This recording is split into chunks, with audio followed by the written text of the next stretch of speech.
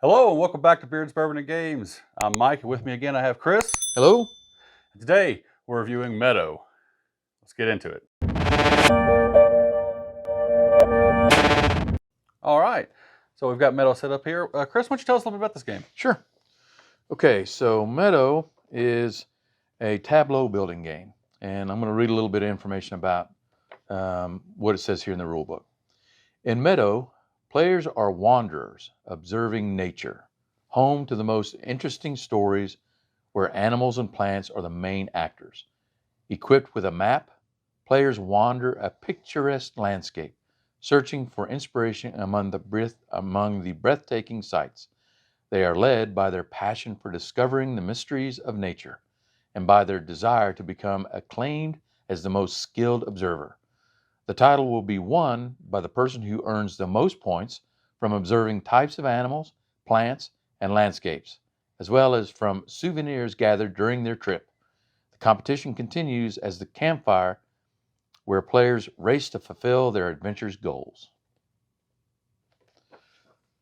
So, Meadow is, as you can see in front of you, it's a tableau building game. And what do we want to talk about first, Mike? Let's start by talking about how hard this game was. When we played this, how hard did you feel it was? In the beginning, for me at least, it was difficult. Now, I'm not saying that the game is difficult. It was just the first playthrough. As any gamer knows, when you first pick up a game and you start to play it, there's new mechanics that you have to learn. There's new ways of how the cards react with each other and how you read the cards. So for me, in the very beginning, first couple of playthroughs, I had a little bit of difficulty figuring out, the symbols on the cards. But after about the third or fourth round, it clicked. I got it, and all of a sudden it went into smooth mode. I think it flowed very well. What do you think? I kind of feel the same way. I've played a lot of tableau building games. It's kind of one of my favorite aspects of gaming is building an engine and seeing it go and do things. Learning all the symbols originally was kind of daunting because there's a lot of symbols in it, but once you get those down, the game just kind of goes. As Chris said, on our like third or fourth round, it just started picking up, and we just kind of flew through it because everybody knew what they were doing at that point. I think overall, I would give it probably about a 3 on the hardness scale. Takes a little bit to get used to. It takes a little bit for people to learn how to do things. There's different mechanic, where things go, how they do. But once you get that down, pretty simple, pretty easy to fly through. Yeah, and once we got through the first game and we started the second game, we just knew what cards we wanted to get, how to get them, how to play the cards. He's right. It just kind of went right. We flew right through each turn. Each turn would be, okay, I'm going to play this. I'm going to get this. I'm going to put this card down. Your turn. So yeah, 3 for me as well. I think 3 is a good point for playing this game. There's a lot of steps, but once you get used to doing those steps, it just goes real quick. That's right. It sure does. Now let's look about how long the game takes to play. The box says the game takes between 60 and 90 minutes. Do you think that's a fair estimate? Yeah. Yeah, I think so. I think it may take a little bit longer for the first game because you're learning how to play. But once you have the mechanics down and once you understand the flow of the game, 60 to 90 minutes is definitely a good time. Yeah. I think our first 2 rounds took longer than our last 4 rounds put together. That's right. Because we were like, oh, there's so much on here. That's right. But yeah, I feel that way too. It's a very good range, especially depending on the base, how many players you got. Right. So. Right. Yeah, it's like you said, and this is typical of a good board game, in my opinion. A good board game is going to have a lot of mechanics, a lot of things that you can do, a lot of steps that you can take to gain points or to gain something in the game. And this game is no different. There's a couple of different boards that you can use, that you can get cards from or put down to get points. So once you figure that out, once you have that flow going, it's 60 to 90 minutes is plenty of time. Okay, the next thing we want to look at is the aesthetics and the build quality of this game. Mike, looking at this game, what do you think about it? I absolutely love the look of this game. All of the cards are hand painted watercolors Yeah. that an artist did, and they are beautiful. That was part of my favorite. That was one of my favorite parts about this game is cycling through the cards to get stuff to make my own tableau. Just looking at them, I remember picking up a few just to stare at them because how beautiful they are. And we'll put some shots up screen right now of them. The game, how it fits together, how it clicks together, everything has its own place. These are your turn markers, which we'll explain in a little bit. And they click in perfectly on the board to show you what card you're going to pick. Everything has a spot. The tracker is real nice and easy to look at. This board, there's two different ones of these, and they're both double-sided. They're full color, full art, and depending on which how many players you have, they change. It's just overall great. Everything doesn't feel, it's not real flimsy cardboard, it's real thick cardboard. I love these little boxes that they do for the cards. They just look great. It took us a while when we figured out they're actually a backpack. They have little slots for them to make them easy so they don't move around. Just, I'm super happy with it. When we looked at the aesthetics of the game, one of the things that one of the players that played with us brought up was the fact that could you make this game better aesthetically by changing some of the items, like for instance this marker. Would this marker look better if it was made out of plastic, or would it look worse, or a different kind of material?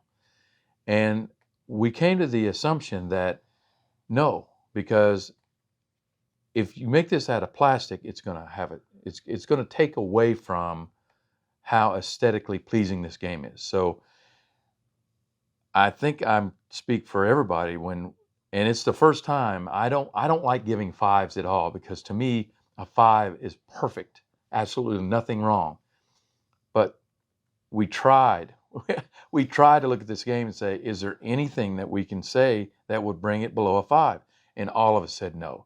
This game aesthetically and the build quality, the cards, the board is made out of some really good cardboard. I mean, no, this game is a hard 5 for all of us. I think you would agree, wouldn't you? Oh, 100%. And just looking at the cards and how everything is, it's just very soothing to look at. It's just a very great game to play, a great game to look at. I mean, that was part of my favorite thing with it when Chris first pulled it out and was like, "Hey, I got this game that we should look at." I was looking at the back and I was like, "Oh, this is kind of neat." And then I saw the artwork. I was like, "Oh, this is beautiful." I'd kind of compare it to Everdell, if you ever looked at it. It's very, very beautiful game. So I have to give it a hard 5 too. It's just, I don't know if I would replace this stuff with plastic. I mean, maybe a little more durable in the long run, but it would just make things too shiny because everything's kind of muted and very soothing to look at. And I think the plastic might make it too shiny and just kind of clash with some of the colors that are on there. Color choices are great. Everything just matches and goes well together. As somebody who paints a little bit, this is great. I love it. I absolutely love it. Yeah, I agree. So there you go. Aesthetics and build quality is a hard 5 for both of us. That's our first 5. It is. It is. Okay. So now we come to the game mechanics. How do we actually play this game? Mike, can you explain how we play this game? I'll give a very quick overview of the game, Okay. kind of how to play it, and then we'll kind of talk about how we feel about it. So the game sets up, you have 4 different decks. You start with the West, the South, and the East deck. Here, here, and here. You draw out all 4 cards, and then you decide how many players you're going to have. Depending on how many players you have, you pick out the correct, this is the Campfire. You pick out the correct one. This one says 3. Our last game we played was 3 players. The other side of this is 4, and then there's a 2, and then there's a solo mechanic one, which is really cool. Then everybody picks a row. So everybody goes through and say, I'm going to take with this row, and we fill it back up, and it goes around counterclockwise. Then, starting with the first player, which the game says is the last person to be stung by a bee, and unfortunately none of us could remember the last time we were stung by a bee, so we used the randomly generated app. So he goes first. You start with your actions. Now, how you perform your actions is based on these little tokens. You have 5 of them in a 3, 2, and I think 1 player game, and you have 4 of them in a 4 player game. It just basically allows you to take your turn.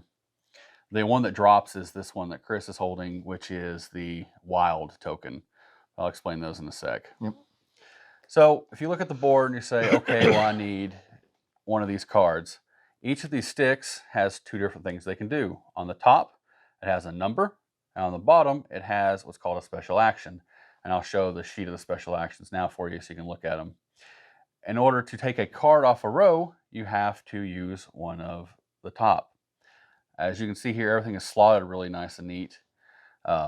So say I wanted the second card in this row, I take the arrow and the number 2, and I set my goal here, which allows me to take this card.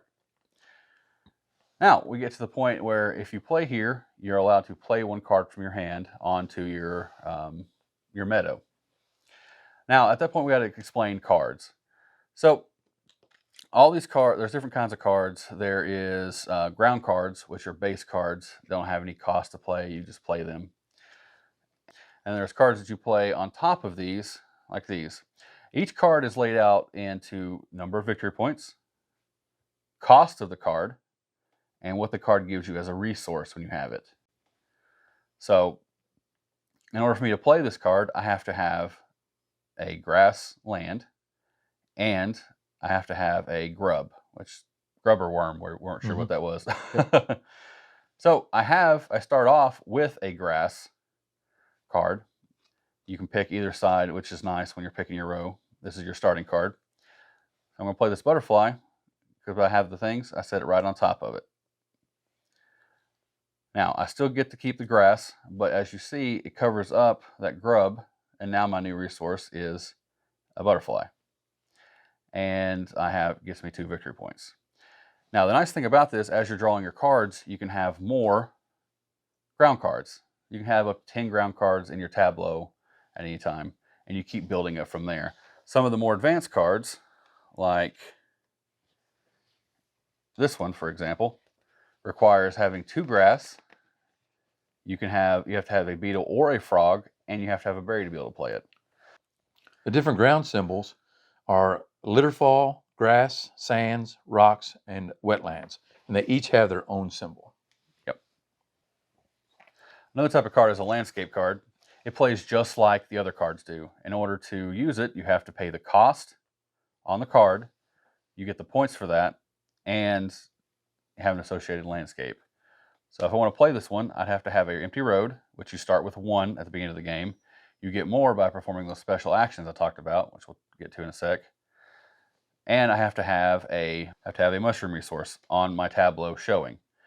When I play the card, I use the road. These are expendable, so I use the road, and I have that.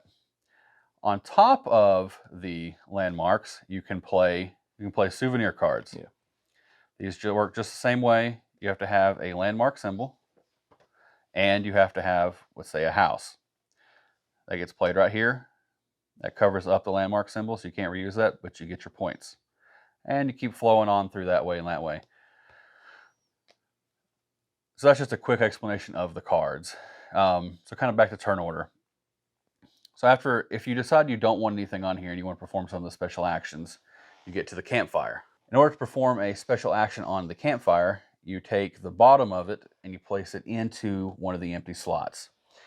Those special actions range from Take any face-up card from the main board, take 2 road tokens, which are these.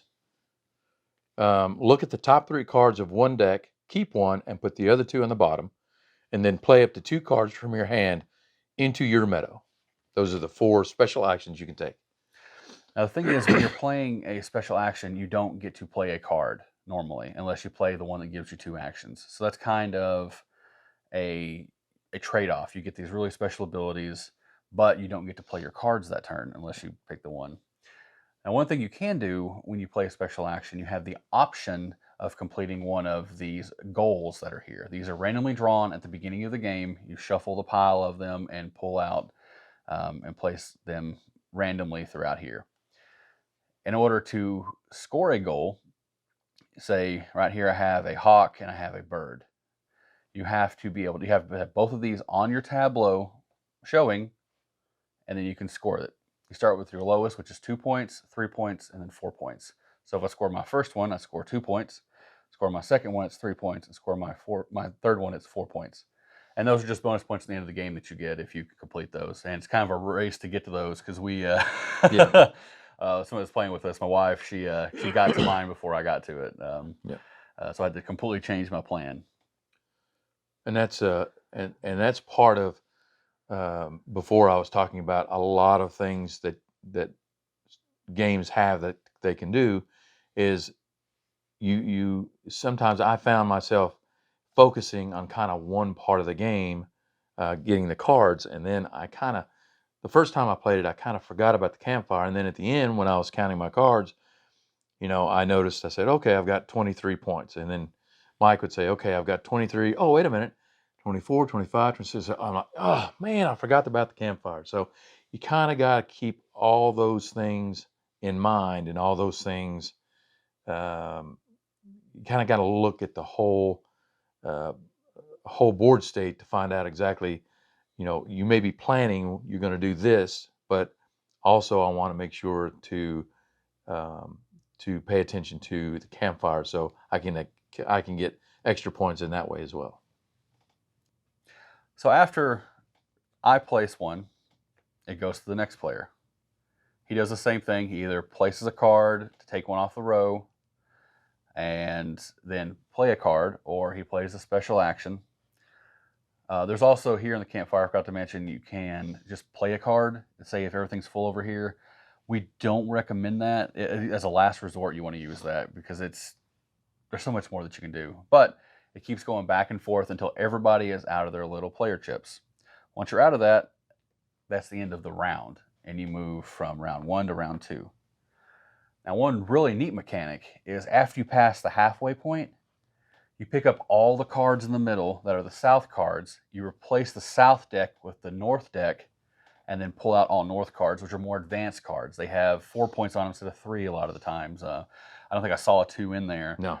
There's more predators than there is just like bugs and stuff like that, and just like little birds. It was really cool to see that big change, and it was just more art. It's like, oh wow, there's cats, there's hedgehogs, Pigeons. there's all kinds of extra stuff in there. It was really neat to see. It's just another really cool aspect of the game. So that deck the south deck just goes away, and you start with the north. And once you've got the north deck going, and like you said, it's a little bit harder, but it's designed that way because by the third round, or starting at the fourth round, your tableau is built up enough to where they figure, okay, you probably have enough to where you'll kind of struggle to get the amount of cards in your tableau to get the higher point cards. So instead of just letting the 1 and 2 point cards go, and your tableau getting so huge and playing 3 cards on one turn, they up the ante a little bit and make it a little bit more difficult to where the flow, for me at least, it kind of seemed like it was the same. I wasn't getting more cards, but I was putting down the same amount of cards that I was in the beginning of the game. So that's a cool ramping up effect, I think. Oh, very much so.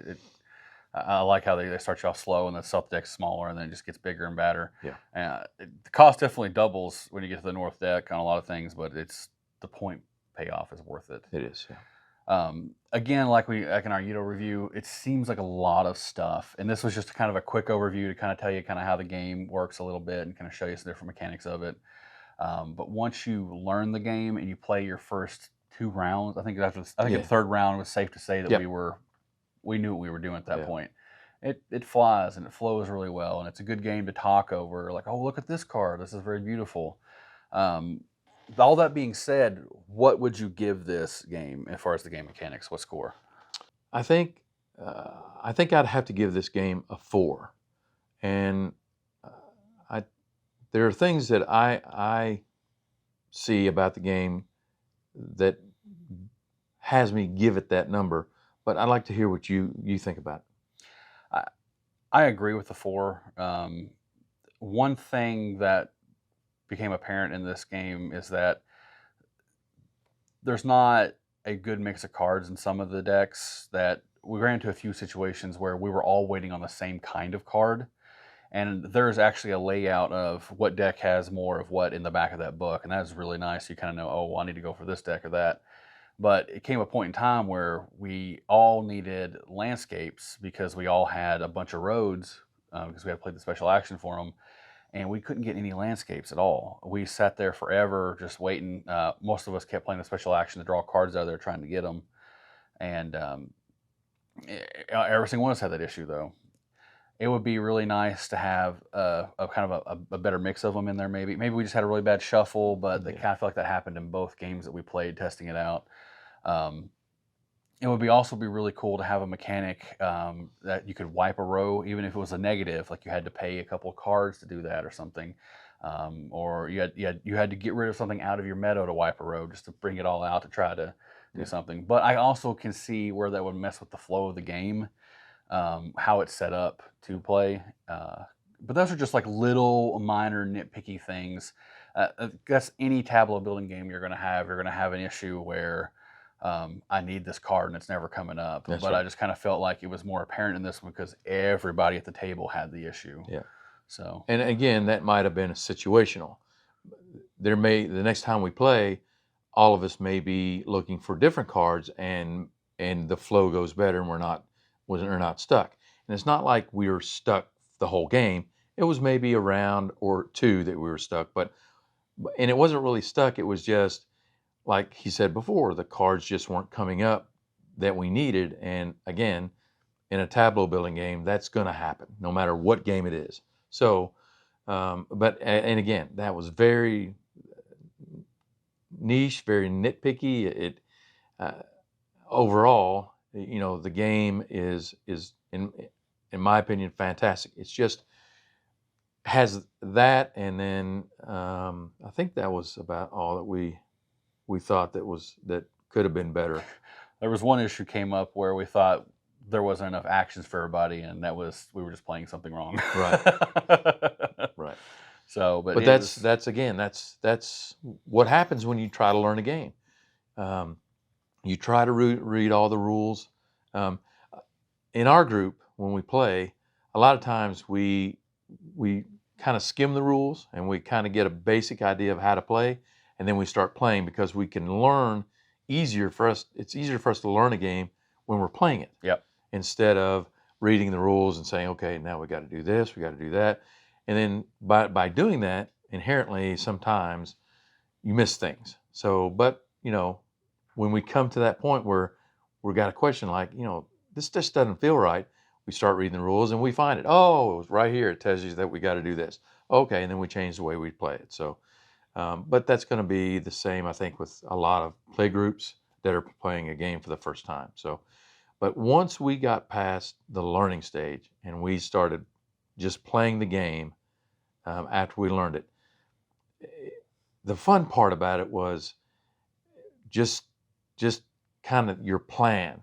And and the funny part is when you got a plan and you're like it's this one right here, like this right here, this is mine, and I know that I want this card right here. I want this card, and this is again normal in a tableau building game.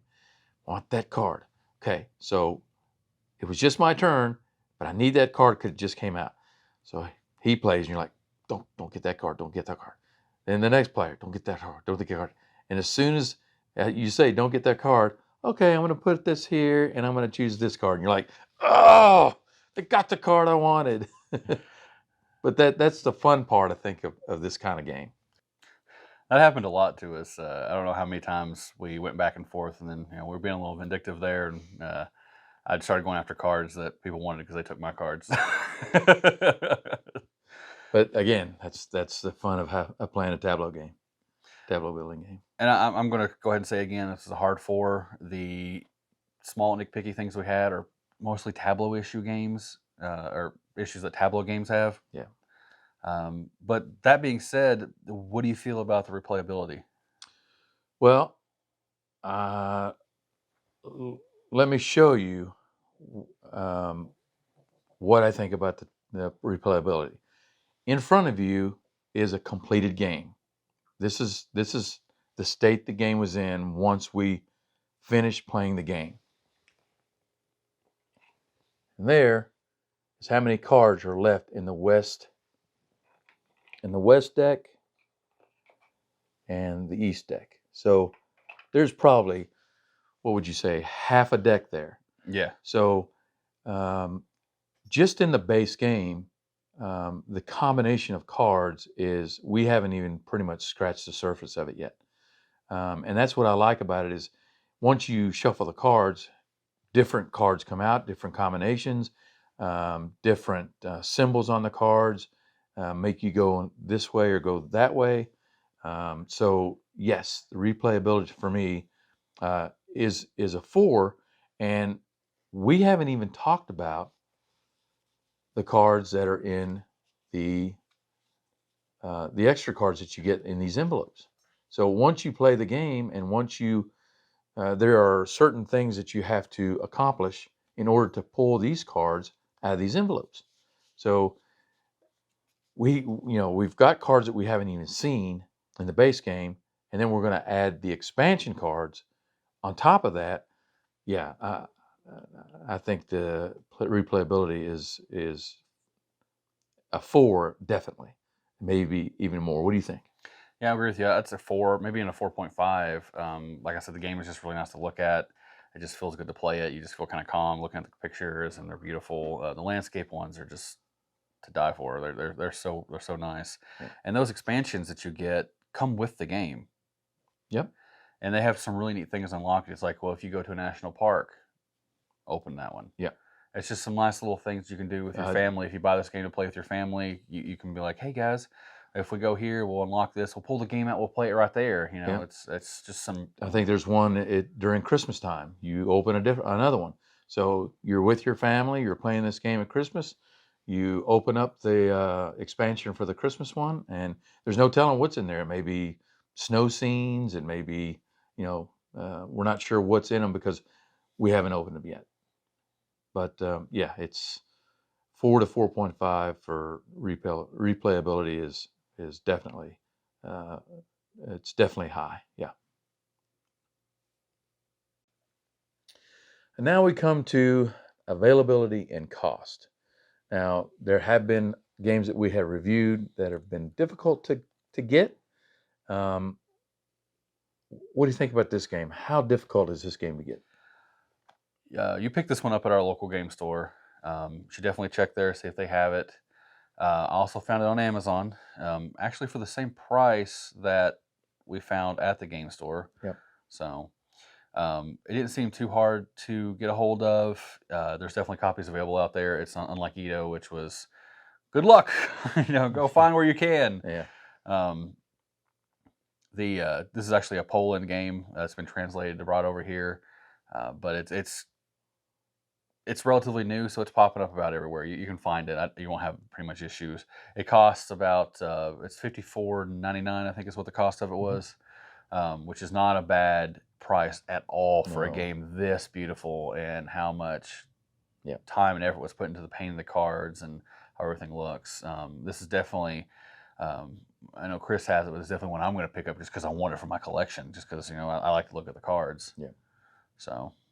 Yeah, I agree. It's I saw it in my local game store, and really the box art drew me in. And that's kind of what happens, I think, with a lot of board games. They get these artists to paint these beautiful box art, and you just kind of drawn in. You pick it up, you turn it over, you read about the game. Is it something you think you'd like? And if it is, it happened to me. I looked at it, I read the back, I said, yeah, looks like something that I'd be interested in. And again, the back of the back of the box shows you some of the card art. So when I saw the card art, again, like Mike said, I was like, wow, this is just a beautiful game. I think I'm going to pick it up. And once you do, and you actually start playing it, you know, you really really enjoy the overall aspect of it. So yeah, it's going to be easy to pick up, and we suggest you get one. And we kind of already touched on that at that point. So I say it's safe to say that we would both recommend buying this game. Yes. Yes. And final thoughts and recommendations for this game. I think everybody that played, we had a 4-player round or 4-player game, and then a 3-player game. I think everyone that played would agree with us that we highly recommend that you pick this game up. I mean, the card art alone is just, you're spellbound. You look at it and you're just, this is so daggone beautiful. I can't get over how beautiful it is. And then you start playing it and you get the mechanics going and you start building your tableau, and I mean, everything that you'd want a game to be of this type, adventuring into nature and picking up, different animals, different locations. It's just, it's I can't remember the word that I'm looking for, but it's whimsical. That's what I was looking for. It's just so whimsical, the art and the way it's set up and the way it plays. How would you describe it? You took the words right out of my mouth. I know we've repeated ourselves about 1,000,000 times at this point. The art really is that amazing. It's great. I mean, it really is. And sometimes you'll have a game that looks great and the mechanics are just terrible. This is not that case. The game looks good. They put a lot of time into it, and they put a lot of time into the game itself. So it's definitely worth picking up. I would do it. I'm going to do it.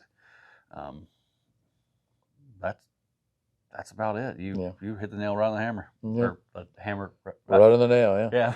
Yeah. But yeah, it's highly recommended. I don't think if you pull it out, I think that this is going to be one of those games where your friends come over and you're all like, well, what should we play tonight? And you're going to be like, why don't we play Meadow? Yeah, let's play that. I think it's going to be one of those games. Definitely a good stable game, one that you can. It's really easy to learn to get new people in if you have somebody new, or if you need a game to play and you guys don't want to have to learn a new game. Yep, that'll be a good one to pull out. There it is. Well, that's about all the time we have for the day's episode. Let us know what you thought about this in the comments. Do you like the artwork? Do you like the game mechanics? Do you think it was interesting? Do you think we gave it too high of a score or too low of a score? Just let us know what you think. Don't forget to give us that thumbs up. It really helps. Don't forget to check out our other videos. We have lots of gameplays, more board game reviews. And if you like what you see, give us a subscribe and ring that little bell so I can know you throughout the day. Thanks again, Chris, for being here. You're welcome. And I'm your co-host, Mike. And we'll see ya.